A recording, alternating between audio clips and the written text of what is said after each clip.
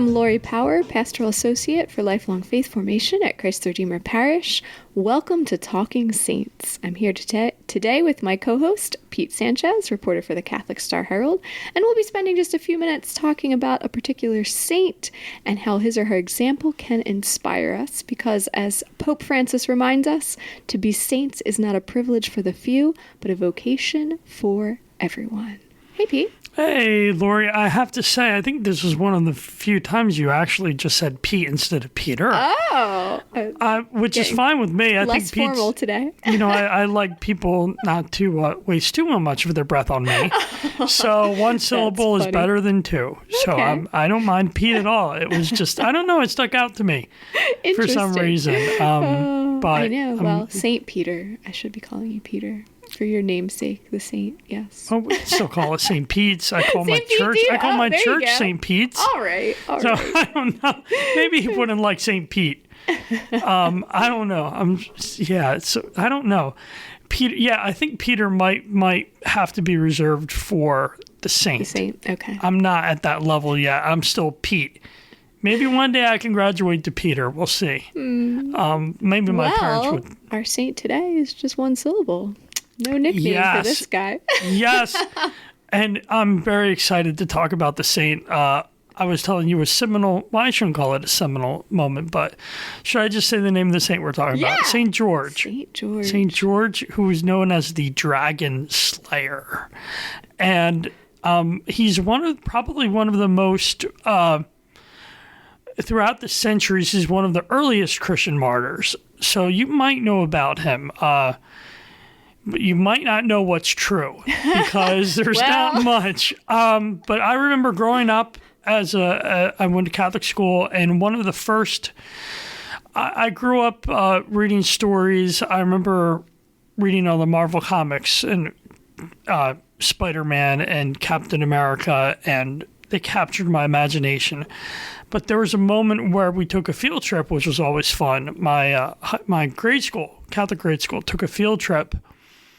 And we went into Philadelphia to some theater. I couldn't remember what. It must have been a children's theater. And I saw I believe it was a puppet show. Mm-hmm. I believe, if I'm recalling correctly, it was a puppet show of the St. George story about him slaying the dragon. And the whole story goes that there was a town, I hope I'm not butchering this name. In Libya, yeah. And he came upon a city called Cylene. And there was a swamp, and there were... Now, there are reports that say it's a dragon. Other reports call this a crocodile. So maybe it really happened, if it is a crocodile. But so what happened was the dragon crocodile had given these village people too much grief, for lack of a better word. And to appease this dragon, they would sacrifice sheep to it. And then, unfortunately, they sacrificed too many sheep where they didn't have any left. And they said, well, guess we got to go to humans. So they were picking it by lots to who had the unfortunate task to appease the dragon. And it fell on the king's own daughter. And this is when George valiantly came in and he killed it with his lance. And I love this. He said he borrowed the maiden's girdle, fastened it round the dragon's neck, and with this aid she led the monster captive into the city. It followed her as if it had been a meek beast. And then the people in mortal terror were about to take to flight, but St. George told them to have no fear. And I don't know if that was in the story I learned, but I'm reading from the Lives of the Saints, and that's the story that they're recounting. And then, so he wasn't killed just yet. I thought he was. But no, he was a prisoner. And St. George said, I'll kill him if you follow Jesus and get baptized. And the king said, I'll do it. And he was killed. And they say about 15,000 men were baptized. Wow. That didn't include women and children. And also, the good knight left behind he urged them to do 4 things for the village after they did this kindness.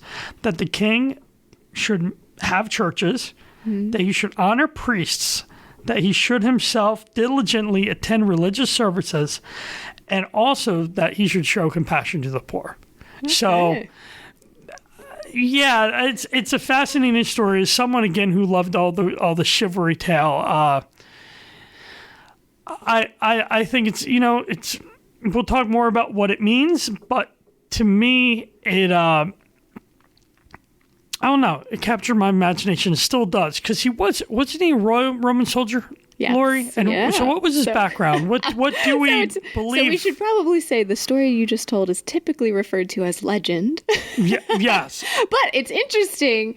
The legend that I read did not include those last 4 points. So I could see why that story would be told, because there's such a good lesson in it, that he was evangelizing, and the 4 things he was encouraging were very good. So I could see why it was retold and recounted. And because of, the slaying of the dragon, which is like a symbol of faith triumphing over evil, which in reality we think that is what happened, because he was a martyr.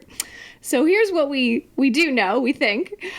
He was Greek, and he was born to a Christian family in Cappadocia, which is modern-day Turkey, around the year 280. They're not completely sure about that. And after his father's death, George's mother took him to Palestine, where she had some farmland, so she had family there. And at a fairly young age, he began serving in the Roman army under Emperor Diocletian, and he was commended for his excellent service to the empire.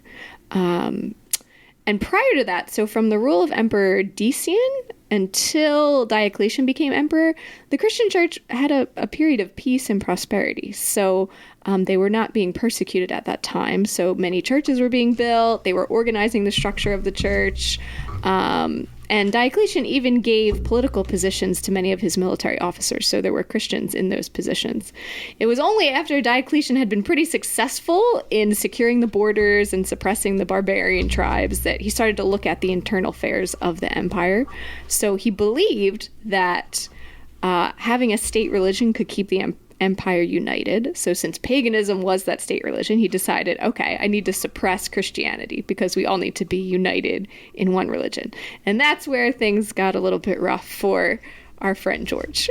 So the emperor ordered, particularly those he was among his aides. George was one of his aides because he had shown such excellence when he was serving in the army. And he asked them to show their loyalty by making a sacrifice to one of the pagan gods. And of course, George refused to do that and said right to the emperor that he was a Christian and he was not going to abandon his faith. So of course, the emperor was not... Well, one thing I read was the emperor was going to sort of allow that to remain a secret and allow George to continue because he had been so loyal to him. But then he started to tell the others that he was a Christian and was very open about his faith. Yeah, he started going out into the streets and telling, my God is the God of heaven. I think what was it? It was basically, what's the line here? He said, all the gods of the Gentiles are devils. My God made the heavens and is very God. Like, that's a bold statement back there. That's true. Well, it's the truth, though. Yeah, it is. Yes, but I think he knew he was facing his own death when he started sharing truths like that. So, of course, the emperor had him tortured. That seemed to be I think initially wanted him to recant and didn't want him to die. So the first round of torture was, I think, being attached to a wheel with spikes. And I believe he had prayed, and it's believed he heard a voice from heaven saying, "Do not fear, George, I am with you." So with the help of Christ, he survived that torture, and I think they resuscitated him several times, but he did not pass through that. Then the emperor says, okay, dig a pit and fill it with lime, and drenched him with water, threw him in the pit, left him there for several days, but were shocked when he came out of that pit 3 days later, and was unharmed. So Diocletian started to think, okay, he's a magician. There's some kind of magic that is protecting him. And so Diocletian calls in his own magician, Athanasius the magician, and he brings him apparently 2 vials. One, if he drank one, it should cause him to go insane. If he drank the other, he would die, right? So the saint took the first vial, he prayed, no effect. Then he drank the second one, nothing. So Diocletian still thought George was a magician, but Athanasius was converted. So by seeing this, he believed in the power of the true God. And it's also believed that even Diocletian's wife, the Empress Alexandra, after seeing these miracles and George's he was so firm in his faith, she also was converted and martyred as well. So he had an incredible impact in that short time. So eventually he gave him one more chance. He said, George, come to the pagan temple with me, make a sacrifice, save your life. Wouldn't do it. He goes in, makes the sign of the cross, and apparently the idols were destroyed when he made the sign of the cross. And the people were furious. So they said to the emperor, have him executed. And eventually he was. He was taken out of the city and beheaded. So we do believe there were people already praying to him by the 4th century. So we don't doubt the historicity of George. He certainly existed. But other than that, we don't know for sure too much about his story. We know he was a martyr. And these are some of the details that have come down to us. But there was devotion to him very early on, and it just grew from there.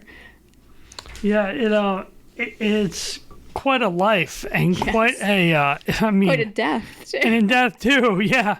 And it kind of lines up with the other martyrs we've heard, when they try to do, and it takes them a while. That's right. That's interesting. They just can't kill them, right? No, they have that spirit of the Lord, and one of the interesting things too is St. George is the patron saint of England, and there are kinds of a few stories that go on, but one of them is the Crusades. I think it was was it during the Crusades that they had he helped a soldier find the spear that pierced Jesus' side, and this is a story. So George had already been dead, but he appeared in a vision to a soldier and helped him find a spear that helped win the battle. The spear that pierced the side of Jesus at his crucifixion. And then even Richard the Lionheart, too, during the Crusades, had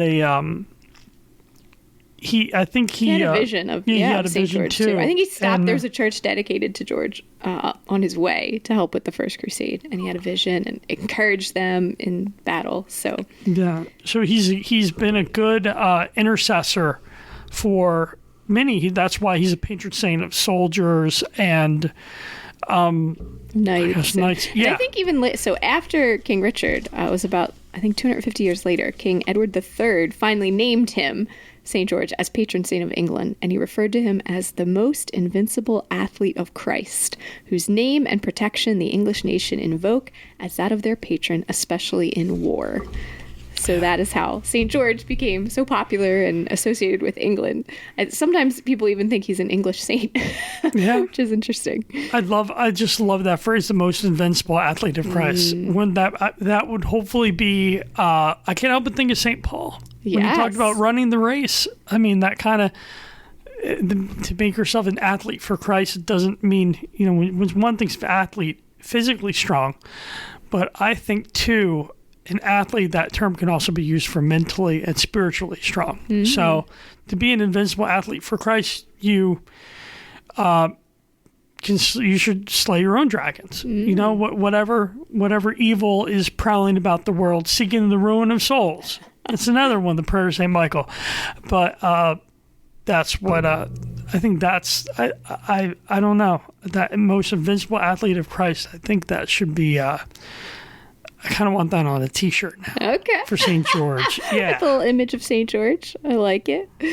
And do we know? So they don't know where his body is, I imagine. I believe it's in several different places. I figure, beheaded, obviously. But if I remember reading correctly, his skull is in Rome. So, and then I believe the church that was built in the Holy Land over the place where he was born, I believe some of his remains some of his relics are there as well. So yes, since he's loved by so many, that often happens as well with the saints, that their remains are taken, split up and taken to different places because they're so loved by so many people. Yeah. That's they had the arm bone of St. Jude. We visited our diocese here in Camden. That's right. He was on tour earlier this year, and that was, I think, his body is, in Rome. I don't know. I think I should know that. I have the book. You should know it too. I gave you a book. But no, it is.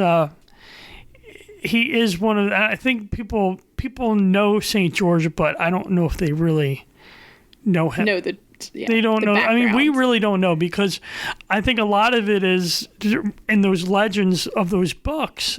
They wrote, St. George was one of the names that was written down. And he was one of the martyrs that appeared. I think there was also Demetrius, maybe one other during the Crusades, that appeared during the Crusades. So he, it's tough to separate the legend from the fact. And then there's I think the stories are trying to remind us that, it's a lesson of that good triumphs over evil. That Exactly. With Christ, evil will never have the last word. So he's slaying a dragon, but he's doing so, it's like battling evil. That whatever the dragon represents, the enemies of Christ, as it was put in some of the stories about St. George. Yeah. So even if it wasn't a literal crocodile or dragon, he was fighting against evil. So we can call on him for help when we are doing the same, right?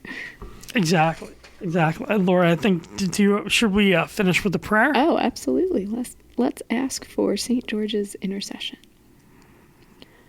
O God, who did grant to St. George strength and constancy in the various torments which he sustained for our holy faith, we beseech thee to preserve through his intercession our faith from wavering and doubt, so that we may serve thee with a sincere heart faithfully unto death. Through Christ our Lord.